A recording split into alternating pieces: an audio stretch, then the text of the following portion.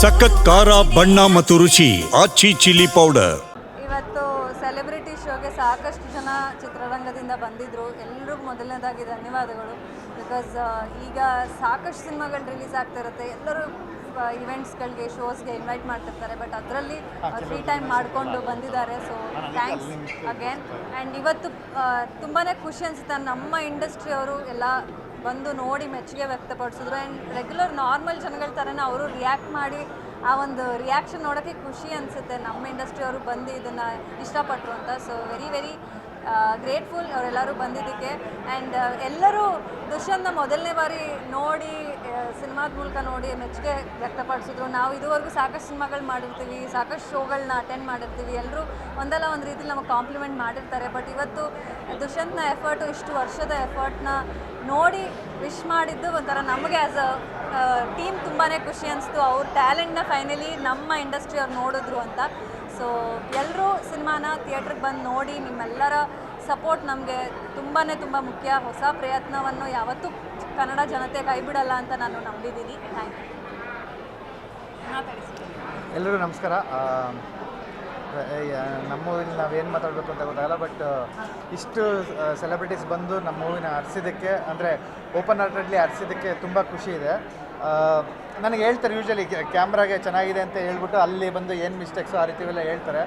But ಯಾರೂ ಹೇಳ್ತಿಲ್ಲ ಅನ್ನೋದಕ್ಕಿಂತ ಓಕೆ ಕರೆದಿದ್ದಕ್ಕೆ ಥ್ಯಾಂಕ್ಸ್ ಅನ್ನೋ ಥರದ್ದು ಕನ್ವರ್ಟ್ ಮಾಡಿದ್ರು. ಅಂದರೆ ಬಂದು ನೋಡಿ ಅವರು ಸಂತೃಪ್ತಿ ಆಗಿದ್ದಾರೆ. ಮತ್ತು ಎಲ್ಲರೂ ಹೇಳಿದ್ದು ಅಂದರೆ ಒಳಗಡೆ ಹೋಗ್ಬೇಕಾದ್ರೆ ದುಷ್ಯಂತ್ ಹೊಸಬ ಹೀರೋ ಅಂತ ಹೋಗಿದ್ದು. ಬಟ್ ಹೊರಗಡೆ ಬರಬೇಕಾದ್ರೆ ಒಬ್ಬ ಎಕ್ಸ್ಪೀರಿಯನ್ಸ್ಡ್ ಅಂದರೆ ಸ್ಟಾರ್ ಪರ್ಫಾರ್ಮರ್ನ ನೋಡ್ಕೊಂಡು ಬಂದಂಗೆ ಆಯಿತು ಅಂತ. ಅದು ತುಂಬ ಖುಷಿ ಇದೆ. ಮತ್ತು ಸಿನಿಮಾ ನಮಗೆ ಗೊತ್ತು, ಎಲ್ಲೋ ಒಂದೆರಡು ಕಡೆ ಉಳ್ಕಿರೋದು ನಮಗೆ ಗೊತ್ತು. ಬಟ್ ಅದು ಬಿಟ್ಟು ಈ ರೀತಿ ಪ್ರಯತ್ನ ಗೆಲ್ಲದೆ ಹೋದರೆ ನಮಗೆ ನೆಕ್ಸ್ಟ್ ಎನರ್ಜಿ ಬರೋಲ್ಲ ಈ ರೀತಿ ಬರೆಯೋಕ್ಕೆ. ಅಥವಾ ಒಂದು ಪ್ರೊಡಕ್ಷನ್ ಹೌಸ್ಗೆ ಹೋಗಿ ಹಿಂಗೆ ಮಾಡೋಣ, ಹಿಂಗೇನೋ ಒಂದು ವಸ್ತು ಮಾಡೋಣ ಅನ್ನೋದಕ್ಕೆ ಎನರ್ಜಿ ಬರೋಲ್ಲ. ಹಂಗನ್ಬಿಟ್ಟು ಏನೋ ವಸ್ತು ಮಾಡಿದ್ದೀವಿ ಅಂತ ಬಂದು ನೋಡಬೇಕಾಗಿಲ್ಲ. ನೀವು ನೋಡಿರೋರನ್ನ ಕೇಳಿ, ಅಂದರೆ ಕೇಳಿ ಆಮೇಲೆ ಅದರದ್ದು ಪರಿಣಾಮ ಗೊತ್ತಿರುತ್ತೆ. ಸೊ ಮೂವಿಂದ ಆಚೆ ಹೋಗ್ಬೇಕಾದ್ರೆ ಯಾರೂ ನನ್ನ 2 ಅವರ್ ವೇಸ್ಟ್ ಆಯಿತು ಅಂತ ಯಾರೂ ಹೇಳಿಲ್ಲ. ಎಲ್ಲರೂ ಏನೋ ಒಂದು ತೊಗೊಂಡು ಹೋಗ್ತಾ ಇದ್ದಾರೆ. ಕೆಲವರು ತುಂಬ ದೊಡ್ಡದಾಗಿ ಹೇಳ್ತಾರೆ, ಅವೆಲ್ಲ ನಾವು ಹೇಳ್ಬೇಕಲ್ಲ. ನೀವು ನೋಡಿ ನೀವೇ ಹರಿಸ್ತೀರಾ. ಬಟ್ ನೋಡೋಕ್ಕೆ ಒಂದು ಪ್ರಯತ್ನ ಕೊಡಿ. Thank you. ಎಲ್ರಿಗೂ ನಮಸ್ಕಾರ. ತುಂಬ ಸಲ ತುಂಬ ಮಾತಾಡಿದ್ದೀವಿ, ಯಾಕೋ ಮಾತು ಬರ್ತಿಲ್ಲ. ಸಾಕಷ್ಟು ಜನ ದೊಡ್ಡ ಗಣ್ಯ ವ್ಯಕ್ತಿಗಳು ಬಂದು ಇವತ್ತು ಸಿನಿಮಾನ ನೋಡಿ ಹರಿಸಿದ್ದಾರೆ, ಆಶೀರ್ವಾದ ಮಾಡಿದ್ದಾರೆ. ಅವರೆಲ್ಲರಿಗೂ ಹೃದಯಪೂರ್ವಕ ಧನ್ಯವಾದಗಳನ್ನ ಹೇಳೋದಕ್ಕೆ ಇಷ್ಟಪಡ್ತೀನಿ. ನಮ್ಮ ಮಾಧ್ಯಮ ಮಿತ್ರರು ಸಿನಿಮಾದ ಪ್ರಾರಂಭದಿಂದ ಹಿಡಿದು ಇವತ್ತಿನವರೆಗೂ ಕೂಡ ಬೆಂಬಲ ಕೊಡ್ತಾ ಬಂದಿದ್ದೀರಾ. ಮತ್ತು ನಾವು ಬಿಡ್ತಿರೋಂಥ ಕಾಂಟೆಂಟ್ಗಳಿಗೆ ಜನ ಸಾಮಾಜಿಕ ಜಾಲತಾಣಗಳಲ್ಲಿ ಪ್ರೀತಿ ತೋರಿಸ್ತಾ ಇದ್ದಾರೆ. ಆದರೆ ಥಿಯೇಟರ್ಗೆ ಬಂದು ಜನ ಸಿನಿಮಾ ನೋಡಬೇಕು. ಗತವೈಭವದಂಥ ಸಿನಿಮಾಗಳು ಬಹಳ ಅಪರೂಪ ಬರೋದು.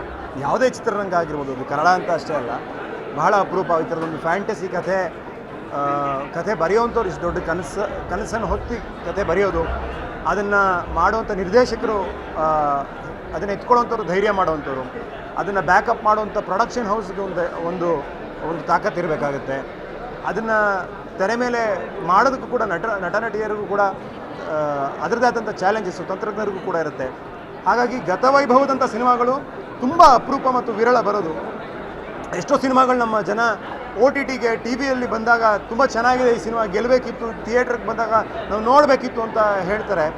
ಈ ಸಿನಿಮಾ ಆ ಥರ ಆಗಬಾರ್ದು. ದಯವಿಟ್ಟು ಥಿಯೇಟ್ರಲ್ಲಿದೆ, ಇನ್ನೂ ಸಾಕಷ್ಟು ಸಿನಿಮಾಗಳು 21ನೇ ತಾರೀಕು ಮುಂದಿನ ಶುಕ್ರವಾರ ಬಿಡುಗಡೆ ಆಗೋದಿದೆ. ಆವಾಗ ಥಿಯೇಟ್ರ್ ಸಮಸ್ಯೆಗಳಾಗ್ಬೋದು.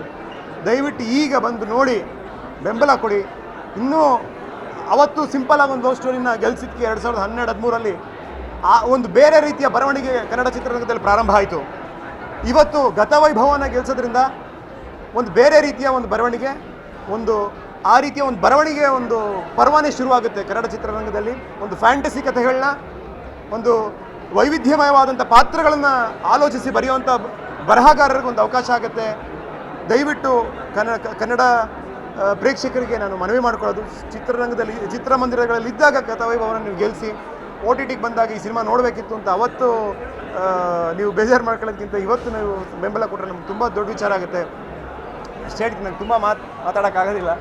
ಎಲ್ಲರೂ ತುಂಬ ಬಂದಿರೋಂಥವರೆಲ್ಲ ತುಂಬ ಪ್ರೀತಿ ತೋರಿಸಿದ್ದಾರೆ, ಅವರೆಲ್ಲರಿಗೂ ಧನ್ಯವಾದ ಹೇಳ್ತೀನಿ ಅಷ್ಟೇ.